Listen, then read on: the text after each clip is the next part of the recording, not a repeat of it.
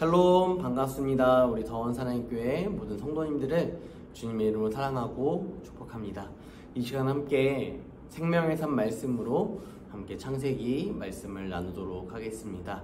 오늘 9월 26일 월요일 한 주를 시작하며 어제 들은 주일 말씀 또한 기억하시며 하루하루의 삶 가운데 생명의 산 말씀으로 큐티하고 또한 그 큐티한 말씀을 나의 삶에 또한 여러분들의 삶에 적용하는 귀한 은혜가 있기를 간절히 소망합니다. 이 시간 함께 말씀 볼 텐데요. 오늘 말씀은 창세기 28장 1절부터 9절까지의 말씀 함께 보도록 하겠습니다. 먼저 이 말씀이 어떠한 내용인지를 우리 함께 살펴보도록 하겠습니다. 이삭은 야곱을 밧단 아람으로 보냅니다. 그래서 이 라반의 딸 중에서 아내로 삼을 것을 야곱에게 권면하고 있습니다.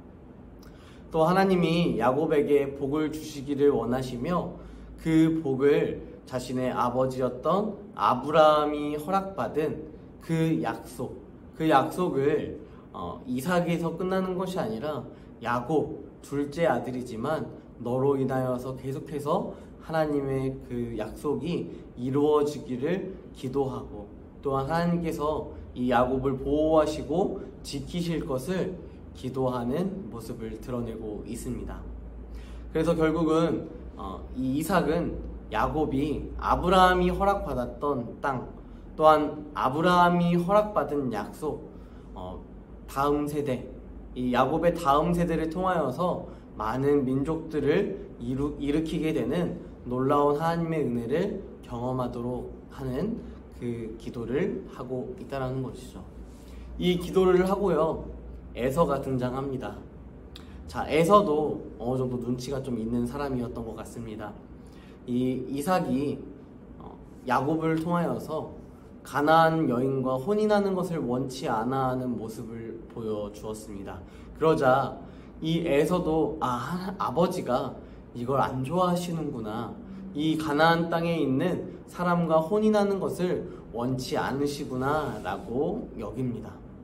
그 여기는 이것으로 끝났으면 좋았을 텐데, 혹은 이 아버지 이삭에게 나도 가나안 여인이 아니라 우리의 민족, 우리 함께 했던 동족들과 결혼하고 싶다라는 이야기를 했으면 좋았을 텐데, 스스로 이 내용들을 해석하고자 하여서 이 에서가 결국은 이스마엘의 딸을 아내로 맞이하게 되는 그러한 모습이 드러나게 됩니다.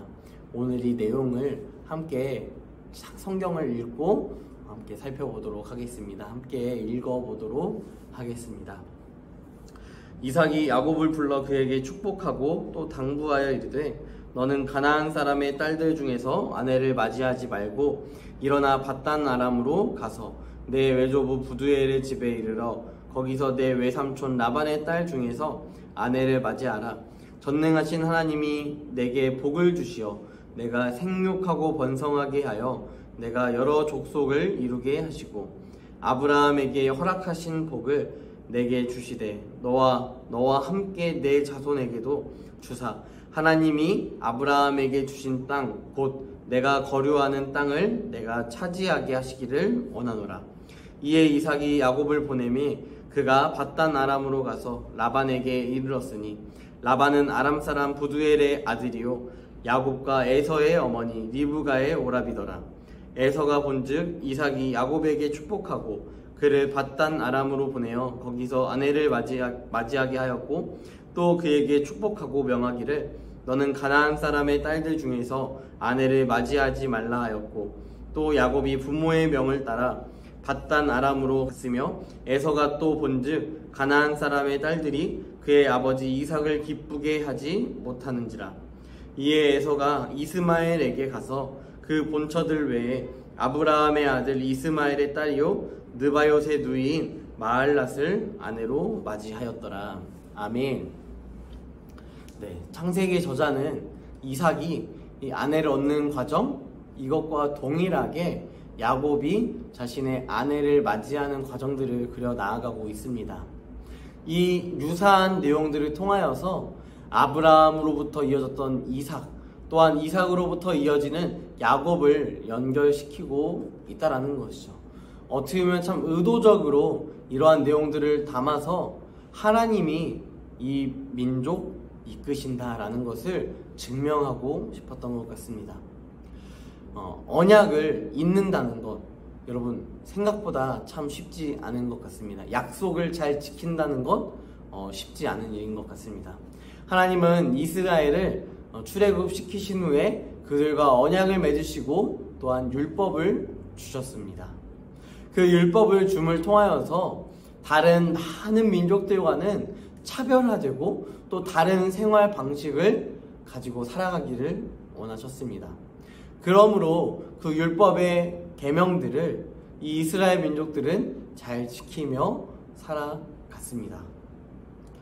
네, 하나님의 백성으로 이 땅에서 살아가는 것, 어떻게 보면 우리에게는 무조건적으로 필요한 한 가지가 있는데요. 그것은 바로 세상과 구별되어야 한다는 것입니다.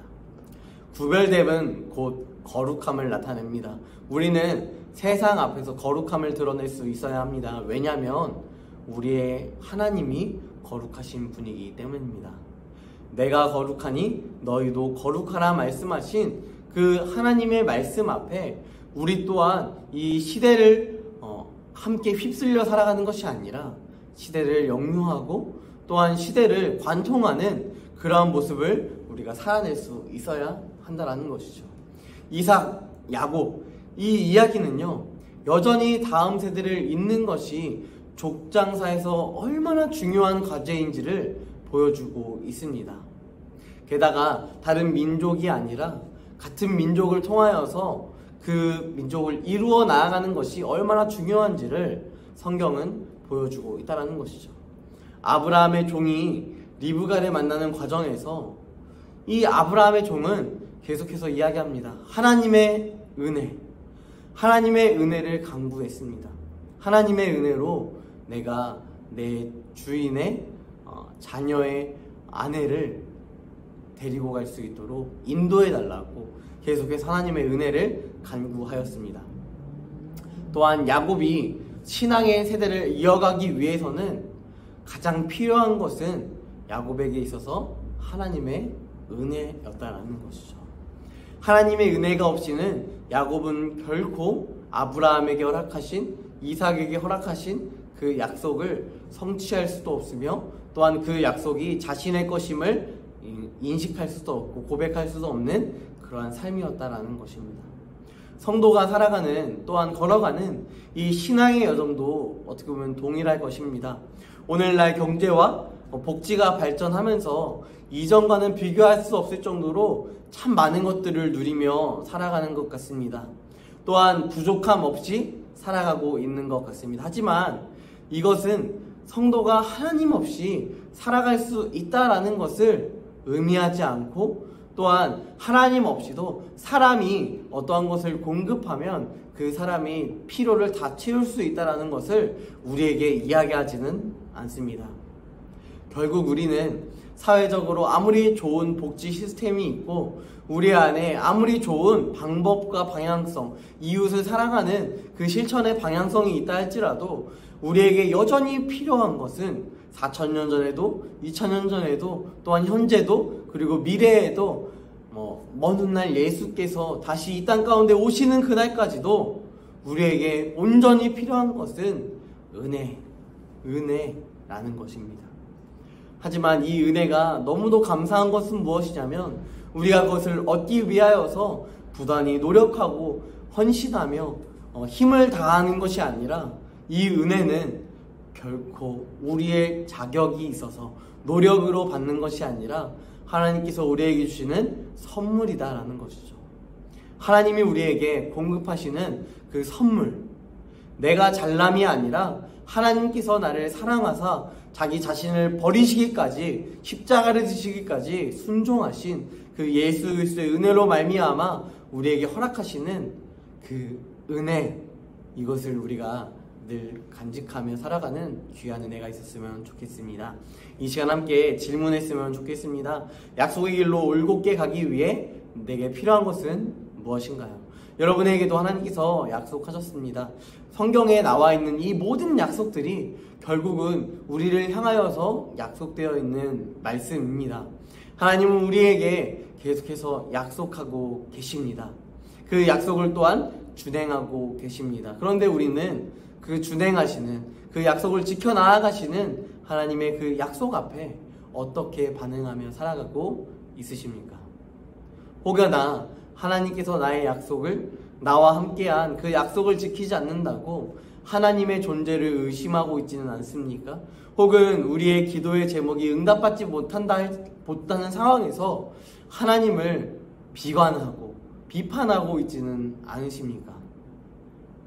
그러한 모든 상황 속에서 여러분, 우리가 기억해야 할 것은 하나님이 우리 가운데 은혜를 주시지 않으면 우리는 아무것도 아닌 존재라는 것입니다. 우리가 저번 주에도 살펴보았습니다. 리브가가 자식을 낳지 못하는 그 20년의 긴 시간 동안 얼마나 마음이 힘들고 또한 어려움 가운데 처해 있었겠습니까?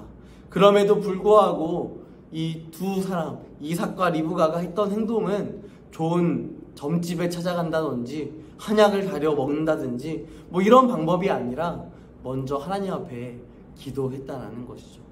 물론 제가 여러분들에게 표현하는 여러 가지의 방법들이 결코 속되고 부정한 그러한 방법이라고 이야기하는 것은 아닙니다. 하지만 우리가 먼저 우선순위를 두어야 할 것은 우리가 하나님께 기도하는 것입니다. 20년이라는 시간이 기다려야 한다 할지라도 우리는 반드시 그 기도의 시선으로, 또한 하나님께서 우리 가운데 우리의 인생을 인도하시는 선한 목자가 되어주시는 사실을 늘 간직하며 기억하는 귀한 은혜가 있기를 주님을 간절히 소망합니다.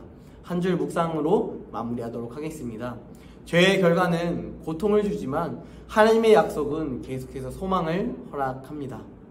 형의 복수를 피하여서 도망간 이 야곱이 그 험악한 세월을 견딜 수 있었던 것은 자신의 힘이 아니라, 또한 자신의 아내가 아니라 하나님의 언약이 있었기 때문입니다.